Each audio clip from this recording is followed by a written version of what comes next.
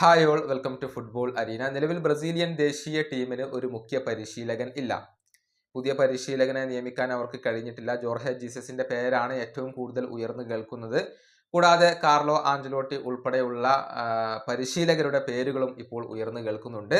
Brazilian ഇതിഹാസമായ Ronaldo Nazario ഈ വിഷയത്തിൽ തന്റെ പ്രതികരണം രേഖപ്പെടുത്തിയിട്ടുണ്ട്. അതായത് ആരായിരിക്കണം ബ്രസീലിന്റെ പരിശീലകൻ? ഈ ചോദ്യത്തിനുള്ള മറുപടി റൊണാൾഡോ നൽകിയിരിക്കുന്നത് ഇപ്രകാരമാണ്: Pep Guardiola, Jorge Jesus, Abel Ferreira. ഈ ഒരു ഓർഡറിലാണ് ഞാൻ ട്രൈ ചെയ്യുക. ഇവരെ ആരെയും ലഭിച്ചിട്ടില്ലെങ്കിൽ ഞാൻ റനാറ്റോ ഗൗച്ചോയെ കൊണ്ടുവരാൻ നിർദ്ദേശിക്കും. വേൾഡ് കപ്പ് വരെ ടീമിനകത്ത് അർജന്റായി കൊണ്ട് ചില കാര്യങ്ങൾ ചെയ്യാൻ റനാറ്റോ ഗൗച്ചോക്ക് കഴിയും എന്നുള്ളതാണ്. ടീമിനെ വളരെ എളുപ്പത്തിൽ മാനേജ് ചെയ്യാൻ കഴിയുന്ന ഒരു വ്യക്തിയാണ് അദ്ദേഹം.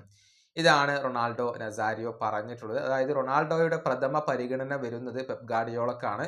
പക്ഷെ അദ്ദേഹത്തെ ലഭിക്കാൻ സാധ്യതയില്ല. മാഞ്ചസ്റ്റർ സിറ്റിയുമായി അദ്ദേഹം കോൺട്രാക്ട് പുതുക്കിയിരുന്നു എന്നത് ഒരു വസ്തുതയാണ്. അതേസമയം കാർലോ ആഞ്ചലോട്ടിയെ പരിഗണിക്കാൻ റൊണാൾഡോ നസാരിയോ തയ്യാറായിട്ടില്ല. ഏതായാലും ഉടൻ തന്നെ CBF ഒരു പുതിയ പരിശീലകനെ നിയമിക്കും എന്ന് പ്രതീക്ഷിക്കുന്നില്ല. ഒരുപക്ഷെ മികച്ച പരിശീലകരെ ലഭിക്കാൻ വേണ്ടി CBF കാത്തിരിക്കേണ്ടി വന്നേക്കും. ഈ വീഡിയോയുടെ അവസാനിപ്പിക്കുന്നു. അടുത്തൊരു വീഡിയോയിൽ വീണ്ടും കാണാം.